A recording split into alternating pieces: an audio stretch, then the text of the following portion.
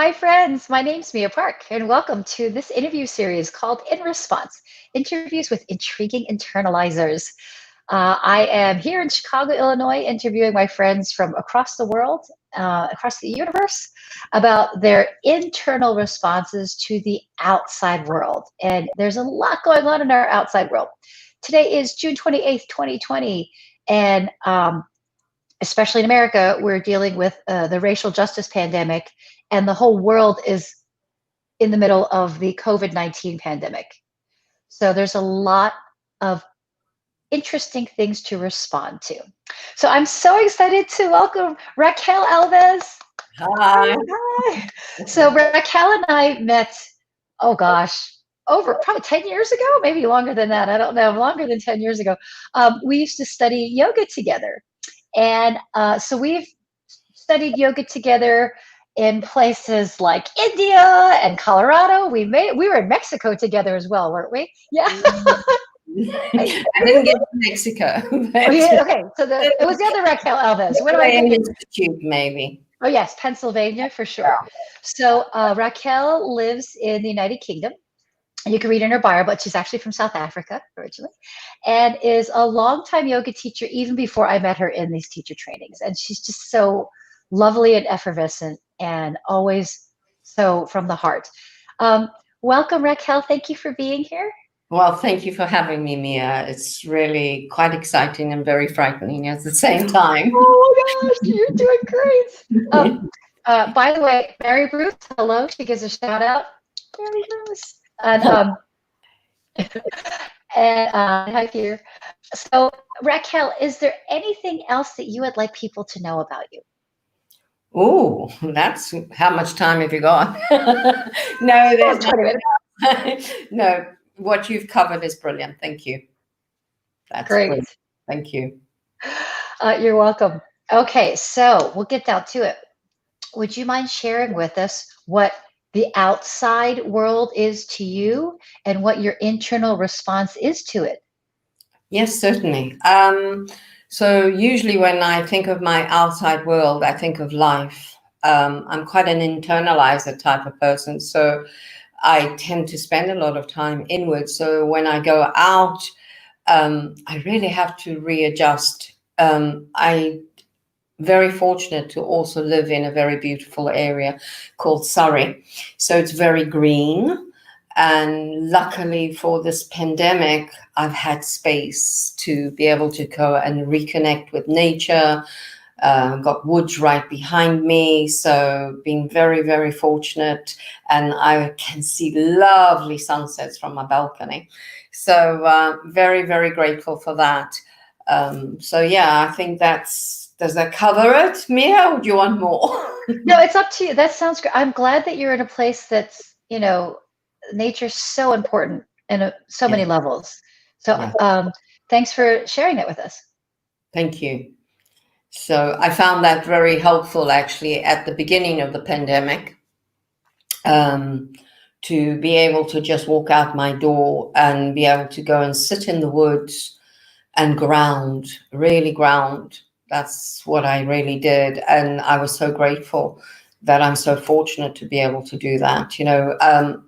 Having come from Africa and being used to vast space like you in America, I find sometimes the limited space in the UK, sometimes it's a bit, oh my goodness. So it was great that I could actually go out into nature and be able to spend time. And it's incredible, even if there isn't much nature, no matter how little it is, it just seems vast because it expands your awareness, because you hear the birds and you hear the trees rustle, and somehow it just seems amazing, and you can change your vibration very easily. Mm-hmm.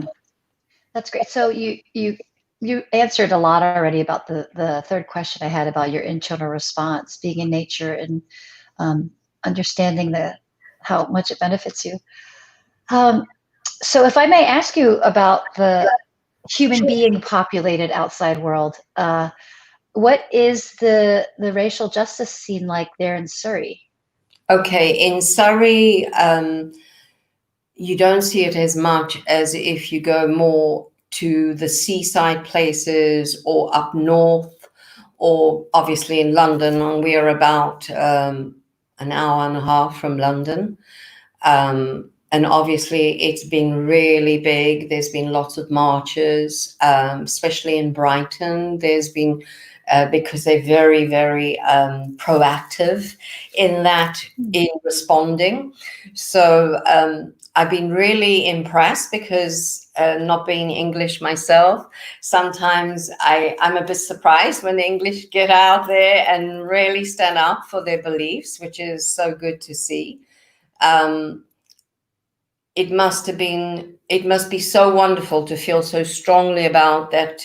Fear of the pandemic did not stop them. So that was quite phenomenal, really, to see that.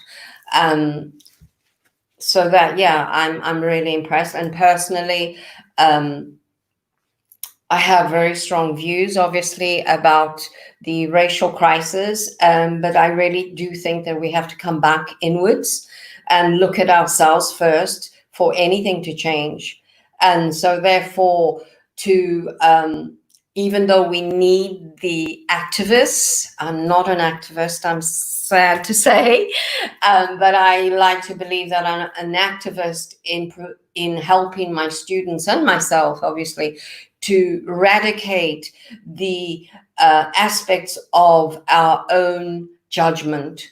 And if we can really stop being judgmental towards ourselves, then hopefully we can then become much more hopeful in allowing to see the world as one and not them and us kind of attitude. So yes, I approach it in my teachings anyway. Fantastic. I'm on the same lane with you. I'm in the same lane with you in that way. I agree. If it, you can't change the outside world unless you're changing the inside world, and it ebbs and flows, but the two have to be worked on together, don't they? Absolutely. So thanks for that. So I heard you say one of my favorite H words, hope. So it sounds like you do have hope and trust in the future.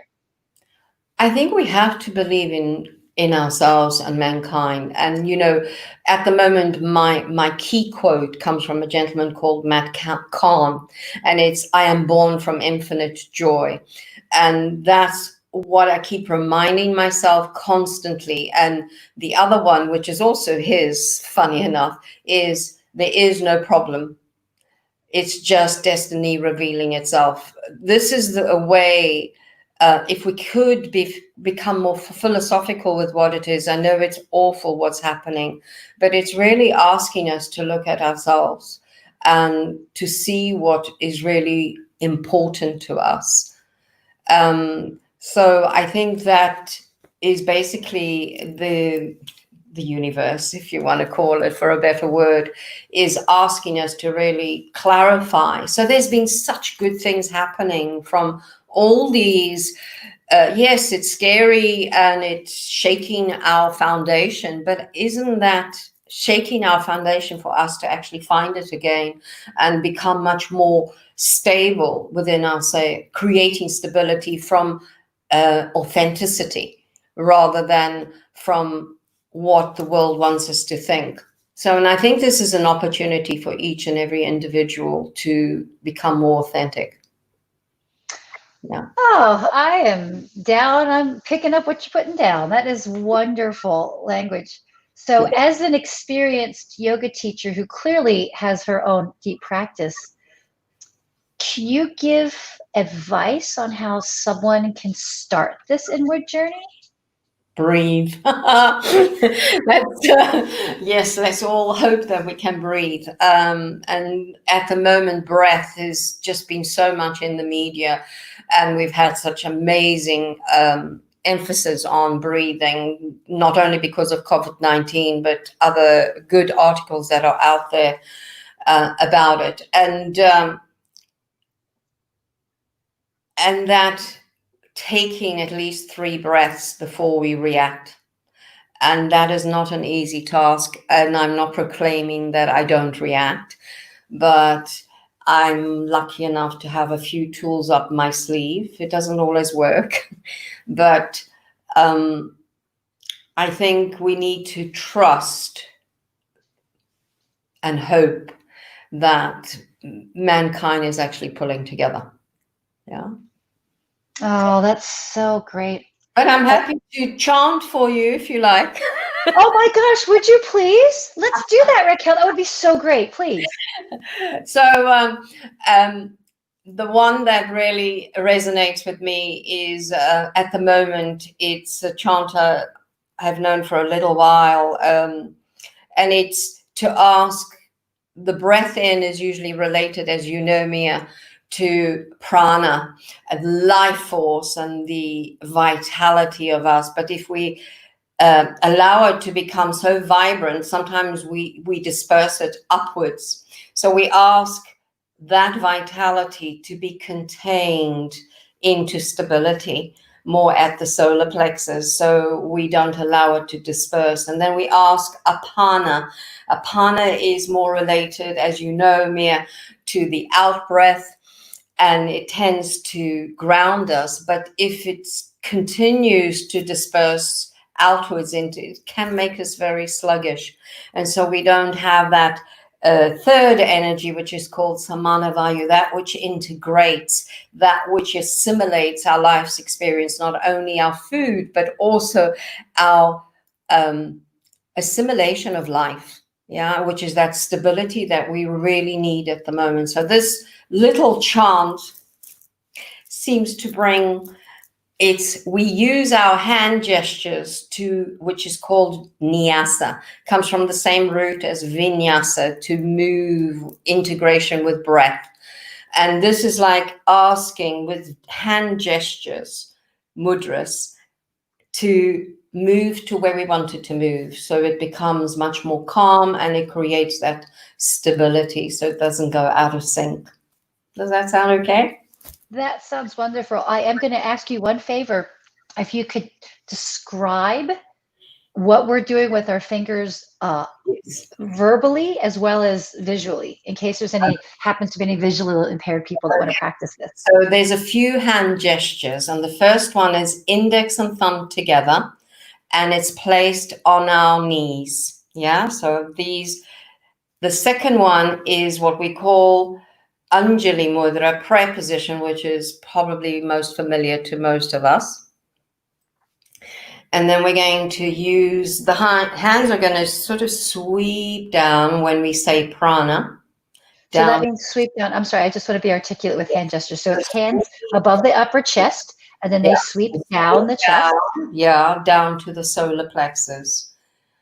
And we're going to do that. Then we're going to take the hands back from the top of the chest back down. And we're going to turn the palms upwards and slide one hand underneath the other until our thumbs touch. The second part, I know it's a little complicated, but it's not really. So the second part is, again, index and thumb together back at the knees. So is that palms up or palms down on the knees? Palms up.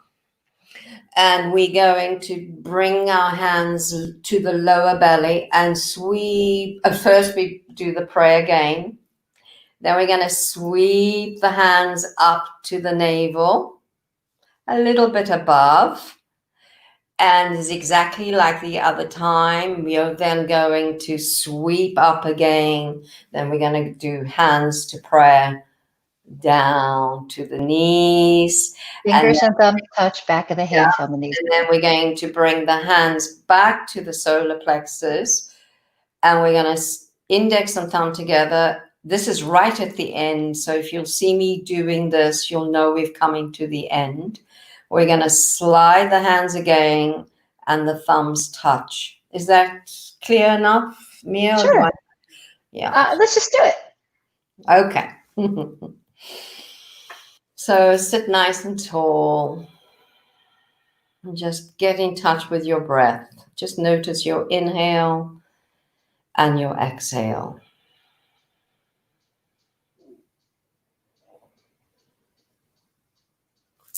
So place your hands on your knees, index and thumb together, and let's begin.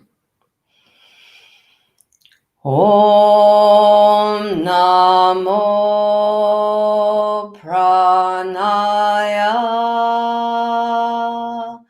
Pranaya Nama Om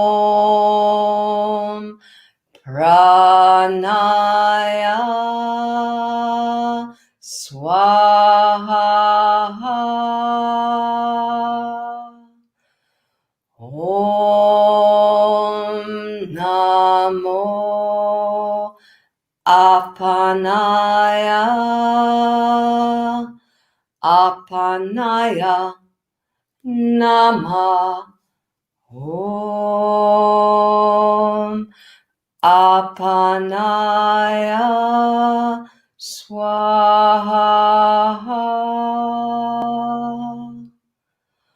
Om Swaha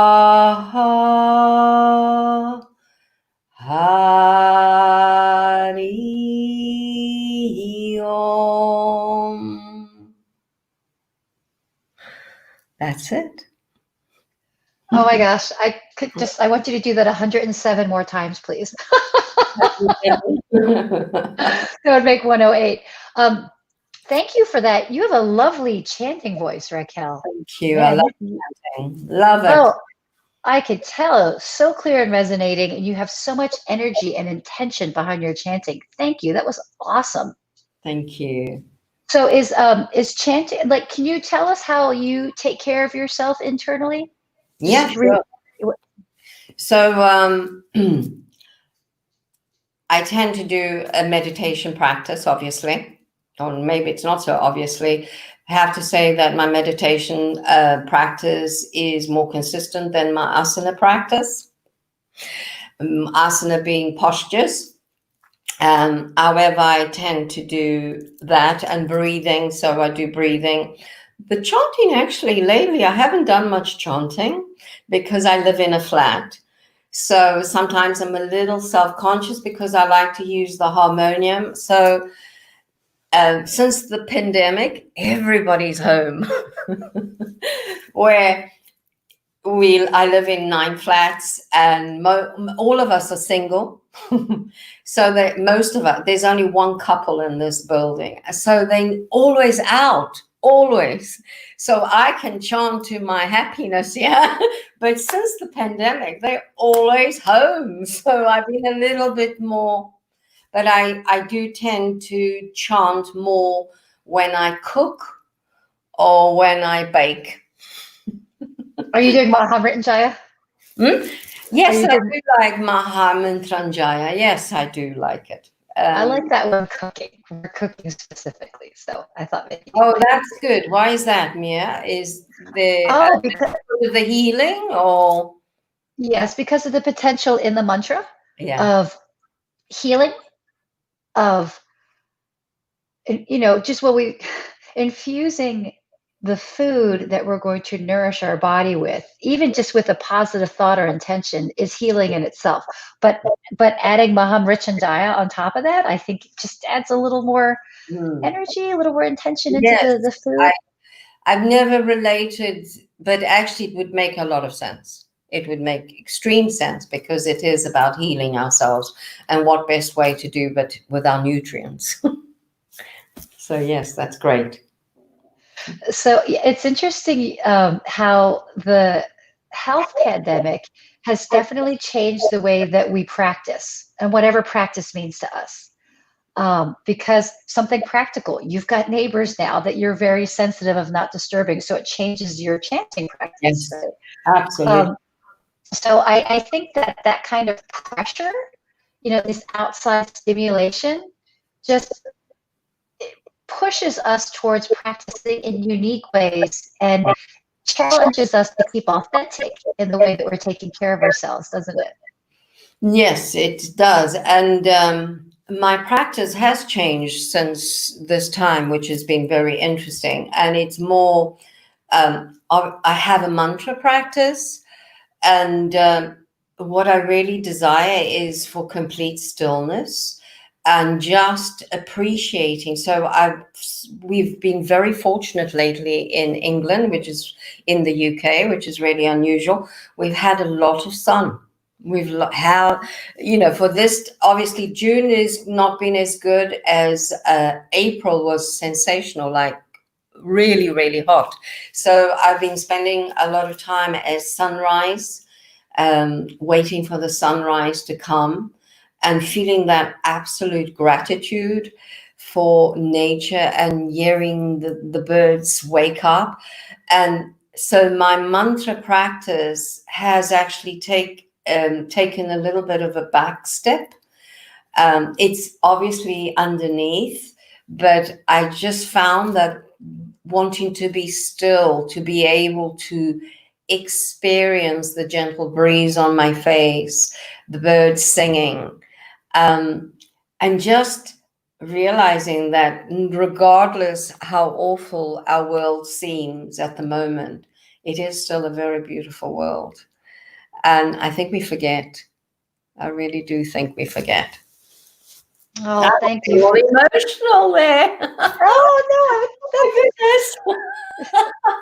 Can you see how sweet Raquel is? Everybody, look, she's like so genuine, just like effervescent. So thank you for all of that. Well, we're gonna wrap up in a second, and again, I want to thank you for being so present and vulnerable and just being honest. So Raquel said that this is your first interview, right? Yes, I've never been interviewed before. Can you believe it? No, I can't believe it because you have so much. Well, you have so much to offer. So Raquel's information is on Facebook. It's up there, and YouTube. It's down there, and she's teaching online classes. So there's a little time zone juggling if you're here in the States, but figure that out. So look how lovely Raquel is, and you can learn more from her by checking her out online. Thank you. Yeah. Thank you so much, my dear. And thanks for tuning in and watching, everyone. If you're interested in helping to support the In Response series continue, I've got Facebook and YouTube. There's information on how you might want to donate to support. So thank you so much, everyone. Peace, and we'll see you next time. Thank you. Thanks.